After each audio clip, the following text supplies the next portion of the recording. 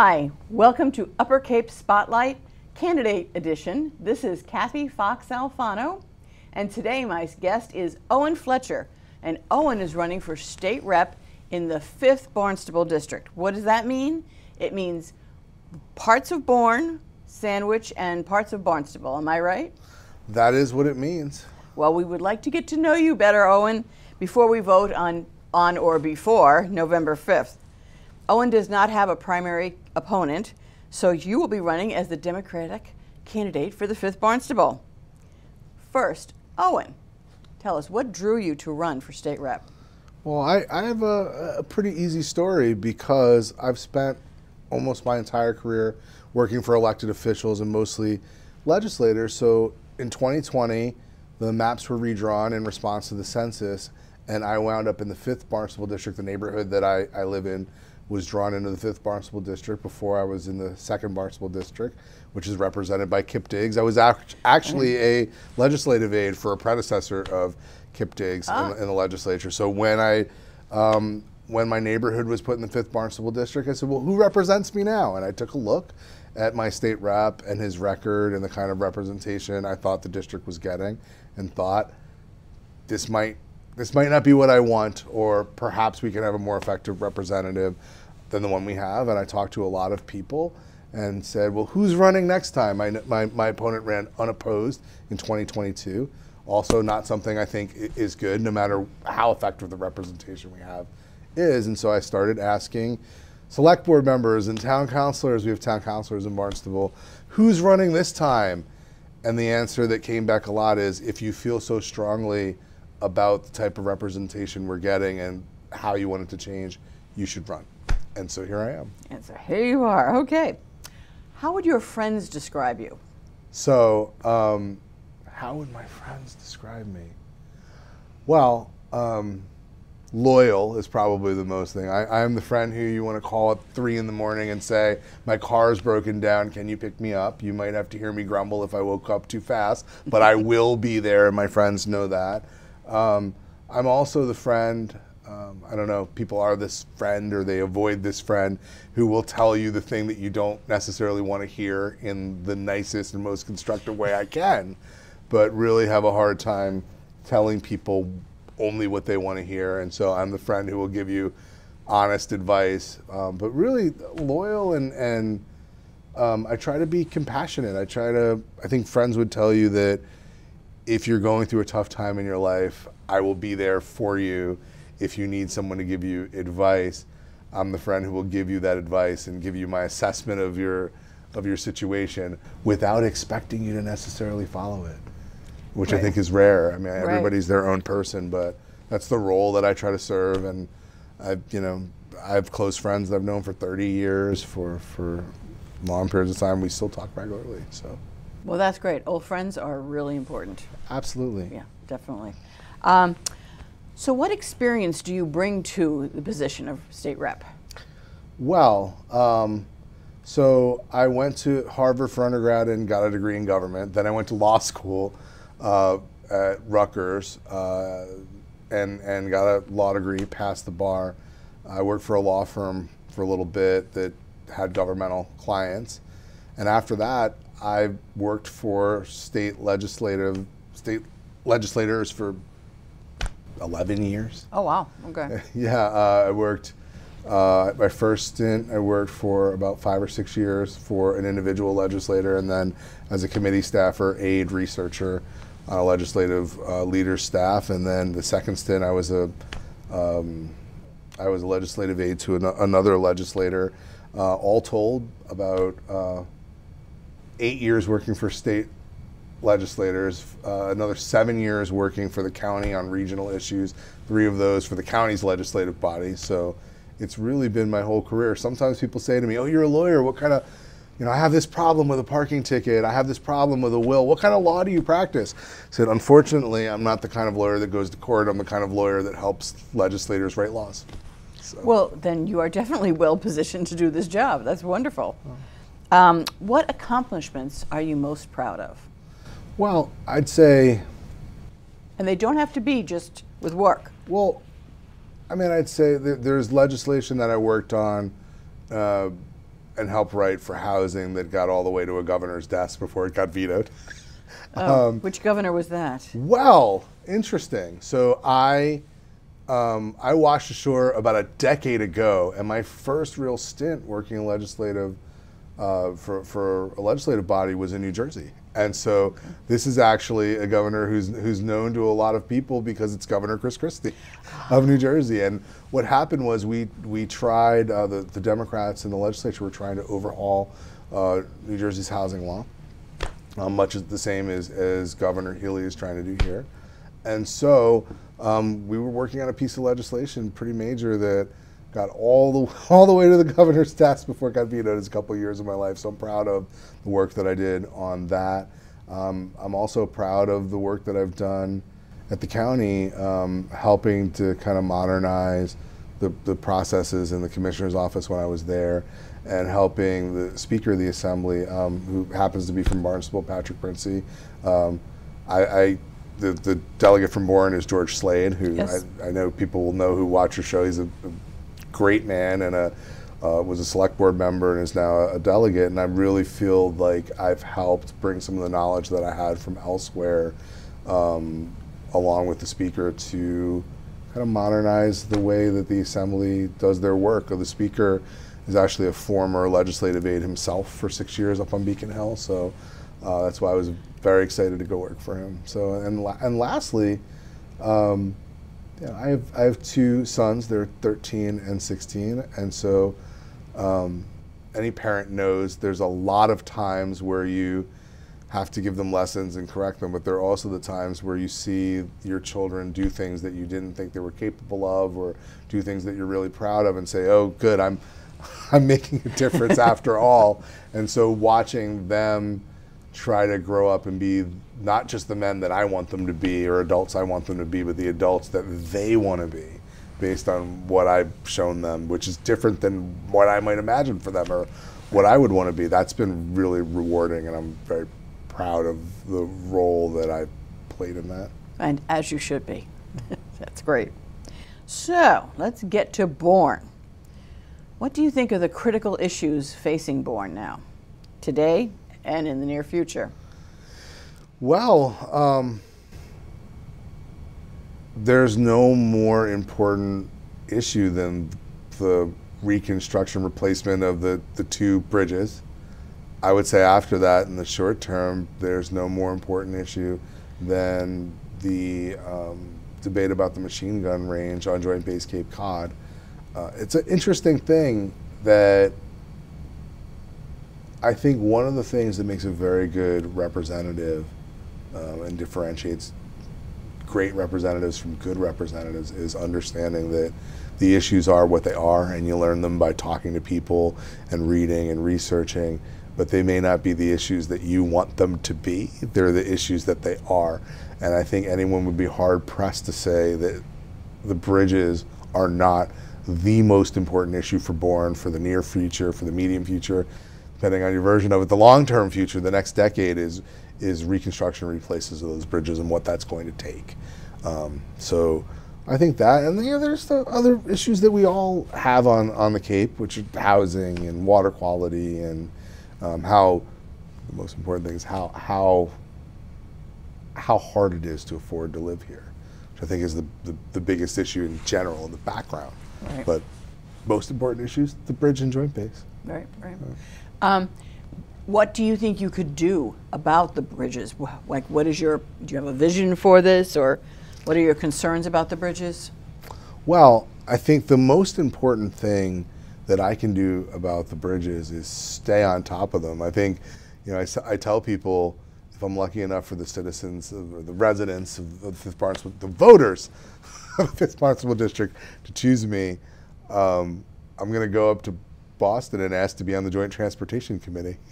I'm going to focus on the bridges first. It's almost, until these bridges are built, I think as a representative from Bourne, you have to start your day going, what's going on with the bridges? Because while I think a state legislator may not have final say on whether the funding comes through or how it comes through, and let's talk about that for a minute. I think one of the things that very much concerns me about the bridges is we had an application in Massachusetts did for federal funding during the Baker administration, and it was dead on arrival according to Congressman Keating and the federal legislative delegation because there was no state money in it. Right.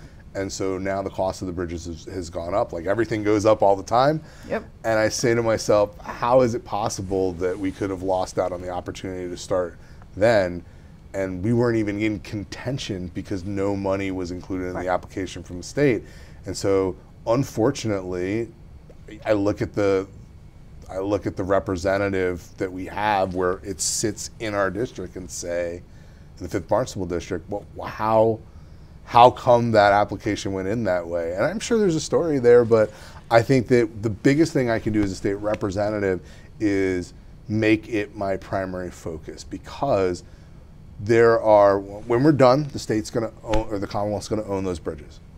Okay, so as the construction's going on, you're talking about things that can get scary. You're talking about eminent domain. You're talking about the reconstruction or redesign of the roadways around the bridges. You're talking about how to get the Bourne Bridge built when really we're phased now, and people are pretty confident we're going to get the funding for the Sagamore, but not sure about Bourne. But you see, I know that Senator Sue Moran, I'm so sorry that she's not running again, but I know that Senator Sue Moran really took a lead in convening meetings with all of the stakeholders and pulling them together and staying on top of it. And I know that my current rep participated in those meetings, but it takes more than kind of participation. You have to make it your singular focus. You have only so many hours in a day, only so much capital to spend as a legislator. So it's having a relationship with the stakeholders, like our federal delegation and the state delegation and the governor's office and Department of Transportation and the state police and the Bourne Police Department and the Bourne Select Board and all of the people who are involved. A lot of people I just named, and I'm not, we're not even talking about the most important ones, which are the people who own land around the bridge. Yes. The people who are going to be affected every day while they try to go about their lives, who can't call the head of the Department of Transportation, don't have a legislative liaison. You are that person for them. And so while it's not something as simple as, well, I'm going to get the money, I can't do that. But what I can do is make sure that as it's being spent, that I'm fighting every day and making it a priority to bring that information back to the residents and the constituents and people in Bourne, and fighting every day to make sure that they have as much of a voice in the process as they are capable of having through me and themselves. We talked about eminent domain. It looks like quite a few houses are going to be lost due to eminent domain, especially around the Sagamore, on the south side, the Cape side. No, the north side, not so much, because that was already cleared out a lot when we did the flyover. If these people are going to lose their homes, how can we fight for them? Because from what I understand, they're given X amount of money for their home. Well, and there's, as you know, it's really hard to find a house here on the Cape. Well, and I think it's making sure that they have access to the process, that they have a full understanding of what their rights are and how to participate in that process. That's where it starts to get technical, right? Because I'm not an expert on eminent domain law. And in the end, that's what eminent domain is. That's why it's so scary, is that sometimes you have to, people have to give up what they have so that everybody else can have what they need. And we have a lot of protections in the law for that because it's so serious. And so, again, it's making sure that those people have as much of a voice as they can, that they have adequate representation, or not even adequate, very, very good representation in the process, and that they're being listened to, and that the most that can be done to help and to compensate them for the trouble in their lives and the property and all of that stuff, that's being done, right? So I think that with a project like this, there are hard choices that have to be made, and all of us can't forget the people who, through no fault of their own, you don't think to yourself, hey, it's a very good observation on that bridge, like I like looking at it. You don't think to yourself, hey, maybe this is going to be taken for a bridge that I can't even envision today, right? And so I think being sensitive to that and making sure that they have everything they need is the important thing. Okay, so let's talk about the machine gun range. Where are we on that? Do you know where we are in the process? Well, my understanding of where we are is that There's a disagreement. Well, first of all, there's a draft report from the EPA saying that there's a concern with what a range on the base would do to the sole source aquifer, because unlike other places, if water gets contaminated on the base, I mean, they've seen effects of that in Mashpee and in Sandwich and other places. All of the water for the Cape is a sole source. Right. So the EPA has a draft report, Environmental Protection Agency, federal, has a report saying that they believe that the original plan for the range would cause damage to that water supply. I think the Massachusetts National Guard doesn't agree, has their own science, their own studies that they have. They've also shrank the footprint and size of the range that they're contemplating. And so right now, there's some argument as to does the Environmental Protection Agency have to give a go-ahead before this plan goes forward? Or is there going to be funding from the federal government for the range at all? And I think there's a lot of disagreement about what should happen, at least from the National Guard's point of view, and I'm respectful of that. I mean, I think that the base has been here for a long time. It is important in the community. The people who are on it are a part of the economy, of the fabric of this area, and have been for a very long time. And there have been points in the past where the mission at the base has been threatened, that maybe the base would be downsized or wasn't needed anymore. I'm aware of all of these things. However, it sits on a sole source aquifer. It is already contaminated. It is already, they call them Superfund sites. They're already paying to clean up the base. I don't know how we can contemplate or conscience more damage to it. So as much as I work for the Assembly, some folks may be aware of Delegate Gesson, Daniel Gesson from Falmouth, who is deployed right now as part of the National Guard.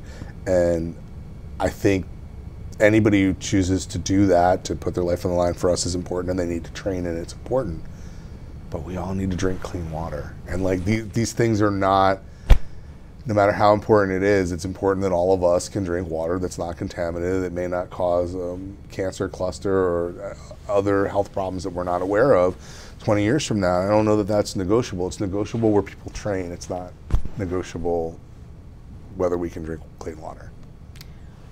Have you looked into Holtec at all? And it's Plymouth. I know it's not Bourne. However, I mean, that water can get to us in 5 minutes. Have I looked into it? Yeah, I mean, the beauty of working as a staffer for something like the Assembly of Delegates is I've spent, and the county in general, I've spent the last 7 years looking into anything that's really a regional issue, and that's one of them.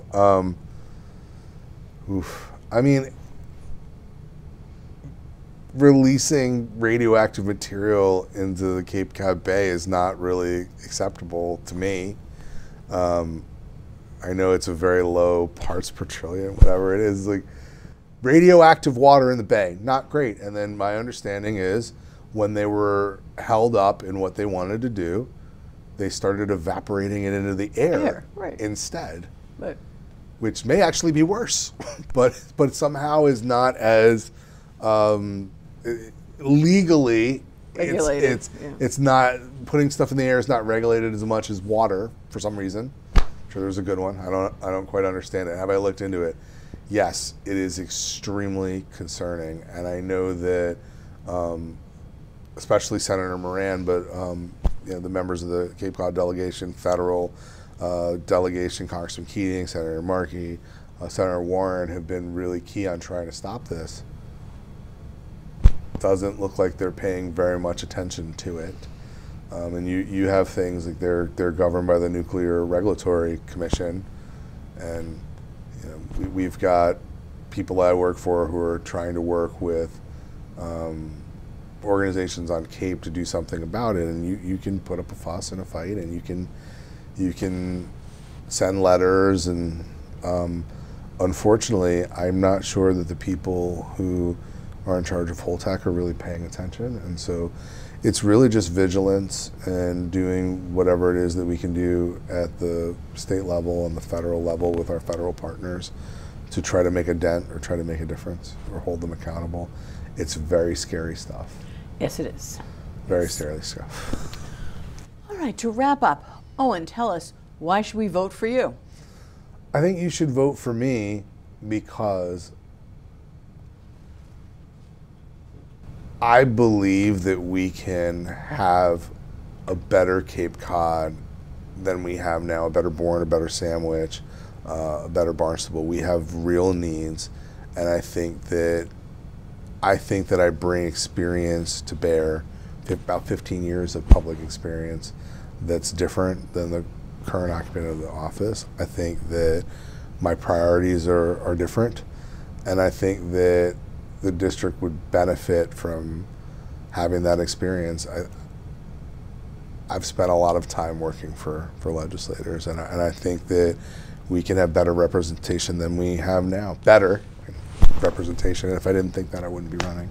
So I think people should vote for me because I want to put the experience I have to work for the people of Bourne, of Sandwich, of Barnstable, of the district, and be their voice up in Boston in the legislature. Wonderful. Okay, thank you so much, Owen. I really appreciate it. Thank you. Best of luck in your campaign. Yeah. Well, we have a long time to wait in a way until sometime in November when you can vote for Owen. Although, if you're a Democrat or an independent, you can vote in the primary, which is September 3rd. Yes, the day after Labor Day. Can I give you my website? It's so easy to remember. Please, please. So it's FletcherForFifth.com. If you want to join the campaign. Or you just want to ask me some questions and learn more about me. Great. Okay. We'll see you soon. Take care. Take care. Thank you very much. This is Kathy Fox Alfano for Upper Cape Spotlight.